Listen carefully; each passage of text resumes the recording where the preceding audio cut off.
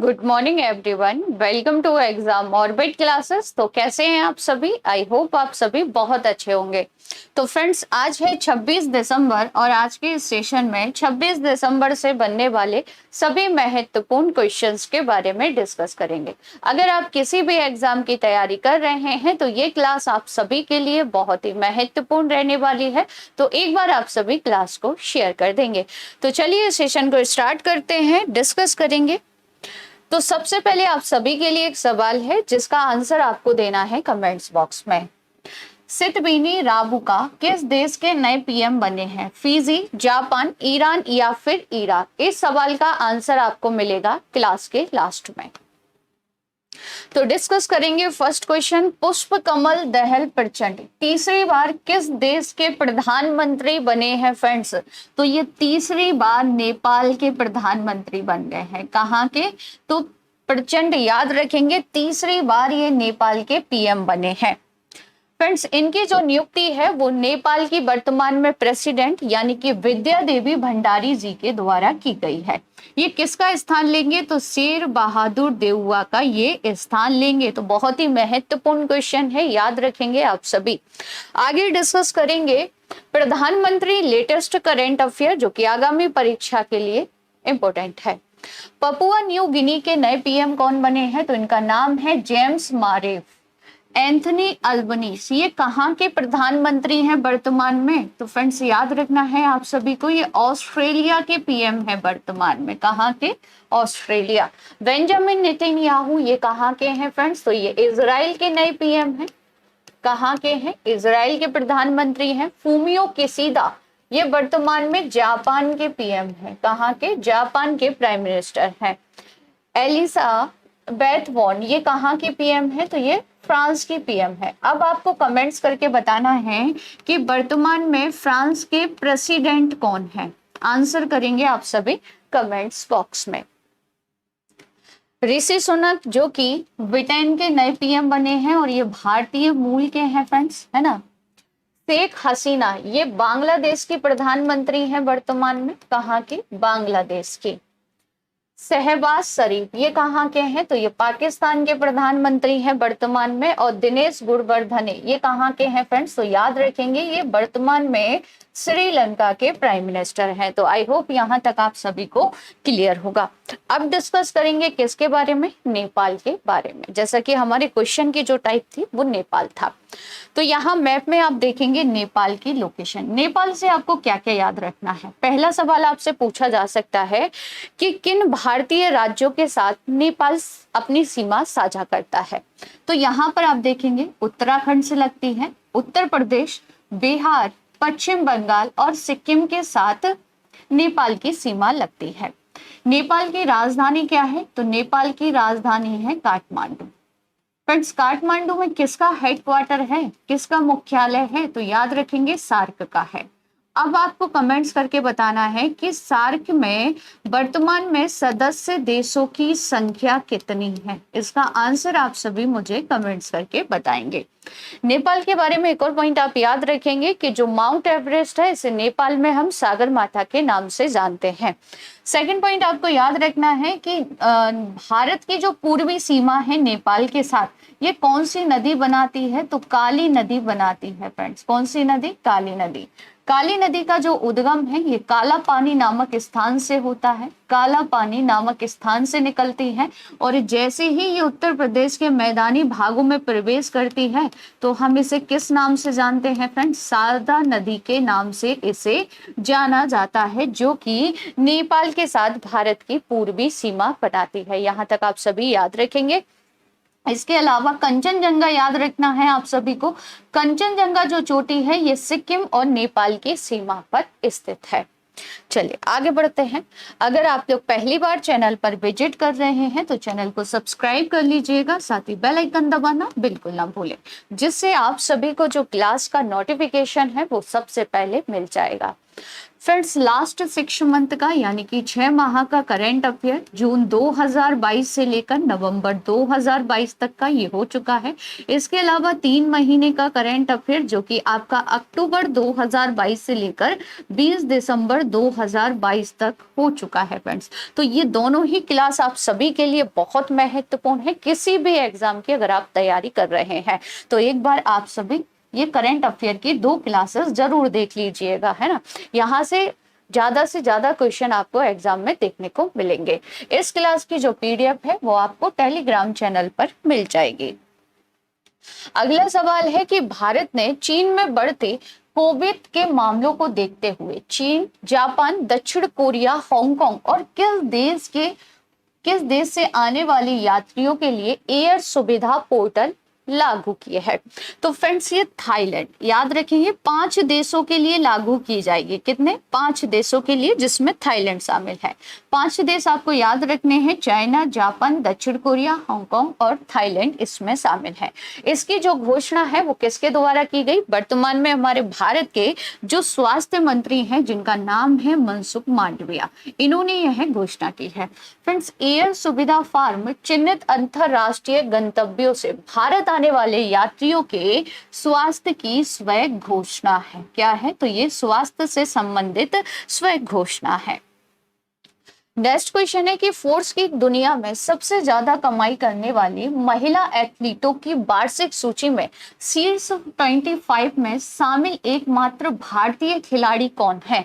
तो फ्रेंड्स एकमात्र भारतीय खिलाड़ी हैं इस सूची में शामिल होने वाली और इनका नाम है पीवी सिंधु, याद रखेंगे। और इनका जो स्थान है ये 12वें स्थान पर रही है और एकमात्र ये भारतीय है इस सूची में शामिल होने वाली। अगर आपसे पूछ लिया जाए कि इस सूची में शीर्ष पर कौन रहा है तो शीर्ष पर इस पर रही है ओसाका। अब आप मुझे बताएंगे कि जो ओसाका है ना ये किस देश की है, किस देश की है और इनका संबंध किस खेल से है? इनका संबंध किस खेल से है ये आप कमेंट्स करके बताएंगे फ्रेंड्स, है ना। आगे डिस्कस कर लेते हैं लेटेस्ट करंट अफेयर, जैसे कि बर्मिंघम कॉमनवेल्थ गेम्स 2022 भारतीय दल की ध्वजवाहक कौन थी? तो आपको याद रखना है पीवी सिंधु थी। कौन थी फ्रेंड्स? पीवी सिंधु, ठीक है। कॉमनवेल्थ गेम्स 2026 में कहां पर होने वाले हैं? तो 2026 की मेजबानी करेगा ऑस्ट्रेलिया, ठीक है। 2023 पुरुषों का जो हॉकी विश्व कप है इसकी मेजबानी कौन करने वाला है? तो उड़ीसा करेगा फ्रेंड्स, है ना। एशिया बैडमिंटन चैंपियनशिप में भारत की पीवी सिंधु ने कौन सा पदक जीता था? तो इन्होंने कांस्य पदक भारत को दिलाया था। ओलंपिक में 2 मेडल जीतने वाली पहली भारतीय महिला है पीवी सिंधु। इन्होंने पहला मेडल जीता था रियो ओलंपिक 2016 में और सिल्वर मेडल इन्होंने जीता था पीवी सिंधु ने, ठीक है। दूसरा इन्होंने टोक्यो ओलंपिक 2020 में इन्होंने ब्रॉन्ज मेडल जीता था। तो ये 2 पॉइंट आपको पीवी सिंधु के बारे में याद रखने हैं। अगला सवाल है कि 26 दिसंबर 2022 को पहला वीर बाल दिवस, बहुत महत्वपूर्ण क्वेश्चन है क्योंकि इसका जो उद्घाटन है ना वो आज यानी कि 26 दिसंबर को प्रधानमंत्री नरेंद्र मोदी जी करने वाले हैं, है ना। तो ये जो पहली बार वीर बाल दिवस कार्यक्रम आयोजित किया जाएगा ये नई दिल्ली में होगा फ्रेंड्स। कहां पर? नई दिल्ली में। डिस्कस कर लेते हैं इस कार्यक्रम के बारे में। तो देखिए प्रधानमंत्री नरेंद्र मोदी जी 26 दिसंबर यानी कि आज मेजर ध्यानचंद नेशनल स्टेडियम जो कि कहां पर है? दिल्ली में है ना। वीर बाल दिवस, पहला वीर बाल दिवस के ऐतिहासिक कार्यक्रम में भाग लेंगे, ठीक है। आप सभी को ज्ञात होगा कि 9 जनवरी 2022 को 10वें सिख गुरु गोविंद सिंह के प्रकाश पर्व यानी कि जयंती पर प्रधानमंत्री नरेंद्र मोदी जी ने घोषणा की थी कि 26 दिसंबर को श्री गुरु गोविंद सिंह के बेटों, जिनमें से एक का नाम है साहेब जात बाबा जोरावर और दूसरा नाम याद रखेंगे बाबा फतेह सिंह शहादत, इनकी शहादत को वीर बाल दिवस के रूप में मनाया जाएगा। ये घोषणा 9 जनवरी 2022 को प्रधानमंत्री नरेंद्र मोदी जी ने की थी। पूछा जा सकता है कि कब मनाया जाएगा? तो 26 दिसंबर को, है ना।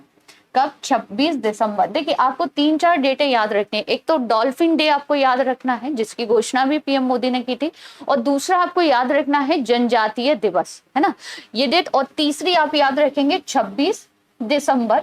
ठीक है, तो देखिए 1705 ईस्वी में इसी दिन मुगल गवर्नर जिसका नाम था वजीर खां द्वारा उनकी बेरहमी से हत्या कर दी गई थी। किनकी? गुरु गोविंद सिंह के दोनों बेटों की, है ना। चलिए आगे बढ़ते हैं। केंद्रीय खेल मंत्री अनुराग ठाकुर ने किस राज्य में खेल विज्ञान केंद्र का उद्घाटन किया है? तो पहला सवाल आप सभी यहाँ पर याद रखेंगे कि वर्तमान में भारत के केंद्रीय खेल मंत्री कौन है? अनुराग सिंह ठाकुर हैं, और इन्होंने खेल विज्ञान केंद्र का जो उद्घाटन है ना, वो कर्नाटक में किया है। कहाँ पर किया है फ्रेंड्स? तो इनके द्वारा जो खेल विज्ञान केंद्र है, इसका उद्घाटन कर्नाटक में किया गया है। नेक्स्ट क्वेश्चन है कि किस राज्य के गेटो सूरा ने top arena junior international badminton championship का खिताब जीत लिया है? फ्रेंड्स ये 7 वर्ष के हैं। कितने वर्ष के हैं? 7 वर्ष के, और ये अरुणाचल प्रदेश के रहने वाले हैं। कहाँ के? अरुणाचल प्रदेश से इनका संबंध है। और ये किस खेल से संबंधित है? तो फ्रेंड्स याद रखेंगे ये बैडमिंटन के खिलाड़ी हैं, पूछा जा सकता है। तो देखिए अरुणाचल प्रदेश के 7 वर्षीय गेटो सोरा ने 9 वर्ष से कम आयु वर्ग में top arena junior international badminton championship का खिताब जीत लिया है। इसका जो आयोजन है वो कहाँ पर किया गया था? तो आयोजित हुआ था मलेशिया में। अब आप मुझे कमेंट्स करके बताएंगे कि मलेशिया की राजधानी क्या है। आगे डिस्कस करेंगे लेटेस्ट करंट अफेयर। तो देखिए कौन सी कंपनी FIH उड़ीसा हॉकी पुरुष विश्व कप 2023 की आधिकारिक भागीदारी बनी है? टाटा स्टील।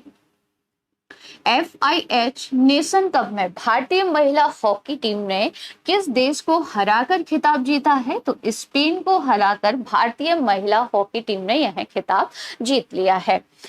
SAFF महिला फुटबॉल चैंपियनशिप 2022 का जो खिताब है ये बांग्लादेश ने जीता है। डूरेंट कप 2022 का जो खिताब है ये बेंगलोर कर्नाटक के द्वारा जीत लिया गया है। अगला सवाल है कि नॉर्थ ईस्ट फेस्टिवल का 10वां संस्करण कहां पर शुरू हुआ है? तो फ्रेंड्स नॉर्थ ईस्ट फेस्टिवल का जो 10वां संस्करण है इसका आयोजन किया जा रहा है नई दिल्ली में। कहां पर आयोजित हो रहा है? तो याद रखना है आप सभी को, ये नई दिल्ली में आयोजित किया जा रहा है। और कहां पर? तो जवाहरलाल नेहरू स्टेडियम में। जवाहरलाल नेहरू स्टेडियम कहाँ पर आता है? तो ये नई दिल्ली में आता है। फ्रेंड्स इस फेस्टिवल का जो उद्देश्य है वो उत्तर पूर्व क्षेत्र के विविध जीवन, संस्कृति, परंपराओं और पर्यटन को बढ़ावा देना इसका मुख्य उद्देश्य है। नेक्स्ट क्वेश्चन है कि विन फ्यूचर प्राइज 2022 से किसे सम्मानित किया गया है? तो फ्रेंड्स ये जो पुरस्कार है ना, ये पुरस्कार दिया गया है प्रदीप थल पिल्लल को। इनका नाम याद रखेंगे जिन्हें आप सभी पिक में देख सकते हैं। फ्रेंड्स ये जो पुरस्कार है ये इन्हें कहां पर दिया गया है? तो वियतनाम की राजधानी हनोई में इन्हें सम्मानित किया गया है। नेक्स्ट क्वेश्चन है कि इसरो का आगामी चंद्रयान 3 मिशन किस देश के वैज्ञानिक उपकरणों को ले जाएगा? तो फ्रेंड्स अमेरिका के उपकरणों को ले जाएगा। और इसरो द्वारा डेट भी बता दी गई है कि जो चंद्रयान 3 लॉन्च किया जाएगा ये कब लॉन्च होगा? तो फ्रेंड्स इसकी जो लॉन्चिंग है वो जून 2023 में होगी। कब होगी? तो याद रखेंगे इसरो जो कि भारत की अंतरिक्ष एजेंसी है ये चंद्रयान 3 लॉन्च करेगी। कब? जून 2023 में। और इसमें किसके उपकरण ले जाए जाएंगे? तो फ्रेंड्स याद रखेंगे अमेरिका के, है ना। और चंद्रयान 2 जब मिशन भेजा था तो इसमें भी अमेरिकी उपकरण गए थे, है ना। चलिए आगे बढ़ते हैं। इसरो के बारे में बेसिक इंफॉर्मेशन तो आप सभी को ज्ञात होगी। अगला सवाल है कि किस राज्य की सानिया मिर्जा भारत की पहली मुस्लिम महिला फाइटर पायलट बनी है? तो फ्रेंड्स ये कहाँ की रहने वाली हैं? तो ये उत्तर प्रदेश की रहने वाली हैं, जिन्हें आप सभी पिक में देख सकते हैं। क्लास के शुरुआत में जो क्वेश्चन मैंने पूछा था उसका बारे में डिस्कस करेंगे। पहले एक और सवाल देख लेते हैं। सुशासन दिवस हर साल कब मनाया जाता है? तो फ्रेंड्स सुशासन जो दिवस है ना ये 25 दिसंबर को मनाते हैं। कब मनाते हैं? 25 दिसंबर को। 25 दिसंबर को फ्रेंड्स भारत के 10वें प्रधानमंत्री यानी कि अटल बिहारी वाजपेयी जी की जयंती को चिन्हित करने के लिए हर साल 25 दिसंबर को सुशासन दिवस के रूप में मनाया जाता है ना। इसका जो उद्देश्य है वो सुशासन के माध्यम से विभिन्न सरकारी कार्यक्रमों और सेवाओं तक जनता की पहुंच को बढ़ाना है। डिस्कस करेंगे अटल बिहारी वाजपेयी से संबंधित कुछ महत्वपूर्ण पॉइंटों के बारे में। तो देखिए, वाजपेयी का जो जन्म है, अटल बिहारी वाजपेयी जी का जन्म 25 दिसंबर 1924 को मध्य प्रदेश के ग्वालियर में हुआ था और ये 3 बार भारत के प्रधानमंत्री रह चुके हैं। कितनी बार? तो फ्रेंड्स याद रखेंगे, ये 3 बार भारत के प्रधानमंत्री रह चुके हैं। यह पहली बार 16 मई 1996 को प्रधानमंत्री बने। 1 जून 1996 को इन्होंने इस्तीफा दे दिया था। फिर यह दूसरी बार 19 मार्च 1998 से 13 अक्टूबर 1999 तक भारत के पीएम रहे। तीसरी बार यानी कि अंतिम बार ये 13 अक्टूबर 1999 से 22 मई 2000 तक भारत के प्रधानमंत्री रहे। ये आपको याद रखना है कि ये 3 बार भारत के प्राइम मिनिस्टर रहे हैं। संयुक्त राष्ट्र महासभा को हिंदी में संबोधित करने वाले पहले व्यक्ति कौन है? तो याद रखेंगे आप सभी, अटल बिहारी वाजपेयी जी हैं। 27 मार्च 2015 को भारत के सर्वोच्च नागरिक पुरस्कार यानी कि भारत रत्न से इन्हें सम्मानित किया गया था। ये पॉइंट बहुत महत्वपूर्ण है, याद रखना है आप सभी को। आगे डिस्कस करेंगे कुछ प्रमुख दिवस, जैसे कि भारत में राष्ट्रीय उपभोक्ता अधिकार दिवस कब मनाते हैं? 24 दिसंबर को। भारतीय नौसेना दिवस कब मनाते हैं? 4 दिसंबर को। अंतरराष्ट्रीय नागरिक उड्डयन दिवस कब मनाते हैं? 7 दिसंबर को। मानवाधिकार दिवस कब मनाया जाता है? तो याद रखेंगे आप सभी, 10 दिसंबर को मनाते हैं। अन्नदाता दिवस मनाते हैं 23 दिसंबर को और विश्व मृदा दिवस मनाया जाता है 5 दिसंबर को। क्लास की शुरुआत में मैंने जो क्वेश्चन आपसे पूछा था, इसका सही आंसर था फिजी। सितबनी रावू का फिजी के नए प्रधानमंत्री बने हैं। आइए फिजी चलते हैं। तो यहाँ पर आप देखेंगे ये है फिजी, ये है ऑस्ट्रेलिया। ऑस्ट्रेलिया के नीचे यहाँ पर आपको दिखाई देगा न्यूजीलैंड और न्यूजीलैंड के ऊपर ही आपको दिखाई देगा फिजी। अब फिजी से संबंधित कुछ महत्वपूर्ण पॉइंट है जिनके बारे में डिस्कस करेंगे। तो देखिए, यह न्यूजीलैंड के पास दक्षिण प्रशांत महासागर में 300 द्वीपों का एक द्वीप समूह है, जैसा कि अभी हम मैप में देख चुके हैं। ठीक है, इसने 1970 में ग्रेट ब्रिटेन से स्वतंत्रता प्राप्त की थी।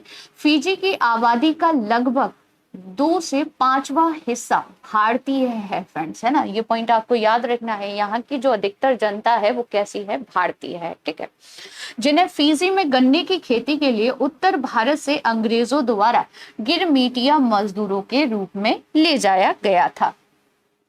अंग्रेजी, फिजियन और फिजियन हिंदी यहाँ की आधिकारिक भाषाएं हैं। कहाँ की? फिजी की। फिजी की संसद 1 सदनीय है और इसमें 55 सदस्य हैं। फिजी की संसद का जो कार्यकाल होता है वो 4 वर्ष का होता है। फिजी की जो राजधानी है वो सुवा है। फिजी की मुद्रा को फिजी डॉलर कहते हैं और वर्तमान में यहाँ के जो प्रेसिडेंट है इनका नाम है जियोजी कोनरोटे। तो ये जानकारी आपको फिजी के बारे में याद रखनी है। अब डिस्कस कर लेते हैं top 10 static GK question. Satpura और विंध्या के बीच कौन सी नदी बहती है? नर्मदा नदी। भगवान बुद्ध को ज्ञान की प्राप्ति कहाँ पर हुई थी? बोध गया में। संविधान सभा की प्रारूप समिति के अध्यक्ष कौन थे? डॉक्टर भीमराव अंबेडकर जी। कौन सा पर्वत हिमालयी श्रृंखला का अंग नहीं है? अरावली पर्वत। भूकंप की तीव्रता मापने वाले यंत्र को क्या कहते हैं? तो सिस्मोग्राफ कहा जाता है। पुष्कर झील कहाँ पर है? तो पुष्कर झील है राजस्थान राज्य में। हंसाने वाली गैस का रासायनिक नाम क्या है? तो इसे नाइट्रस ऑक्साइड कहते हैं। किस विटामिन में कोबाल्ट होता है? विटामिन B12 में होता है। कोशिका का पावर हाउस किसे कहा जाता है? माइटोकॉन्ड्रिया को। किस अधिवेशन में कांग्रेस उदारवादी और उग्रवादी नामक 2 दलों में विभाजित हो गई थी? तो 1907 का जो सूरत अधिवेशन हुआ था इसमें विभाजित हो गई थी। अब आप सभी के लिए कुछ सवाल हैं जिनके आंसर आपको देने हैं कमेंट्स बॉक्स में। तो पहला क्वेश्चन है कि किस देश ने युवाओं के सिगरेट खरीदने पर आजीवन प्रतिबंध लगा दिया है? नेक्स्ट क्वेश्चन है कि केरल में आयोजित हुए अंतरराष्ट्रीय फिल्म फेस्टिवल के 27वें संस्करण का फोकस देश कौन सा है? अगला सवाल है कि स्वामी विवेकानंद ने अपना ऐतिहासिक भाषण कहाँ पर दिया था? नेक्स्ट क्वेश्चन है कि अटक से कटक नामक विजय घोष किससे जुड़ा हुआ है? तो फ्रेंड्स, इन सभी के आंसर आपको देने हैं कमेंट्स बॉक्स में। आज का ये सेशन आप सभी को कैसा लगा कमेंट्स करके जरूर बताइएगा। अगर क्लास अच्छी लगी हो तो क्लास को ज्यादा से ज्यादा शेयर कीजिएगा, लाइक कीजिएगा और चैनल को सब्सक्राइब जरूर कर लीजिएगा। मिलते हैं नेक्स्ट सेशन में, तब तक के लिए थैंक यू सो मच।